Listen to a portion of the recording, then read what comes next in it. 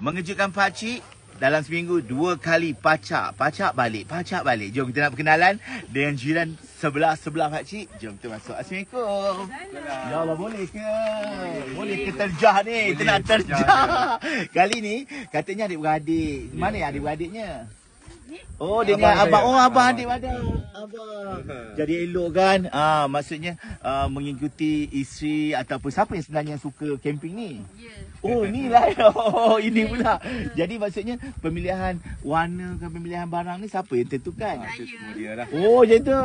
Jom. Camping, kita yang beli. Oh, dah beli. Okey, tak apalah. Maksudnya kat situ lah bonding family kan. Jom kita masuk. Kalau dua-dua pilih, bergaduh pula kan. Aku nak yang ni. Ya Allah, ini betul-betul masak korang. Nampak. Dan pakcik suka. Tak, dah lama pakcik nak cari yang benda Allah ni. Sebab yang benda ni, dia macam dah siap dengan dia punya ni.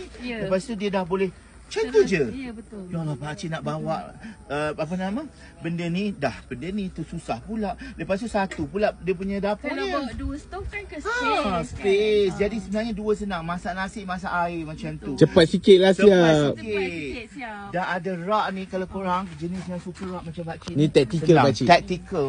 Tactical. Dan Combine ada benda-benda ni lah untuk basuh apa dan sebagainya. Memang ruangan. So masak apa kali ni? Nak apa yang masak tu? Sup. Wah, Sup biasa. ya Allah, yang pakcik suka ni adalah Red Chef ni. Sama juga. Sama jiran sebelah. Ada juga dia punya tempat memegang. Ini antara yang baru tau sebenarnya tau. Kalau dekat luar dekat UK tak silap pakcik, ada orang dah guna dah kat Malaysia ni sebab dia benda ni kan dia tak perlu yang panjang macam ni. betul. So benda ni senang compact dan masuk dan sebagainya. senang. Kita hanya just macam tu grab, lepas tu kita boleh bawa ke sana ke sini. Ini antara yang korang kena ada dah daripada Red Chef ni. Nanti letak beg kuning kat situ. Betul. Semua ada. Ui, semua pinggan-pinggan semua ada. Dalam ni pun ada measurement dan meja pun ambil juga sama-sama beli tempat yang sama. Ke korang beli? Kat Shopee je. Tempat beg oren. oren, Jom tengok kat dalam ni. Ui, ada ni. Macam ni. Simple je. Ini untuk ni lah. Ada miau-miau. Budak-budak ni lah. Budak-budak lah. Yang ni yang anak lelaki tu lah. Oh, dia suka. Sama jugalah konsep diorang. Memang diorang sama-sama sehati sejiwa ya diorang. Patutlah diorang gunakan kemah yang sama. Kemah apa ni? Ni Nation Nature Hut. Hut. Tapi untuk 4 orang. 4 orang. Yang sebelah Nature Hut juga. tapi dia Besar besar sikit lah sikit, kan. Tapi dalam ni korang tak kemas, korang masih tengok. Boleh tengok ke? Boleh. Amboi. Si ada anak patung. Adalah, ada orang punya. Pakcik nak kena ada lah juga. Macam tu barulah ada vibe. Comel je. Comel kan. Korang memang antara yang best sebab ada shelter. Dan ini assemble sendiri lah ni. Siap ada power supply. Lah, Bawa. maksudnya tak payahlah nak charge. Benda tu je. Benda ni memang di assemble macam tu, letak je tu. Ya, nanti Ya boleh buka balik. Allah.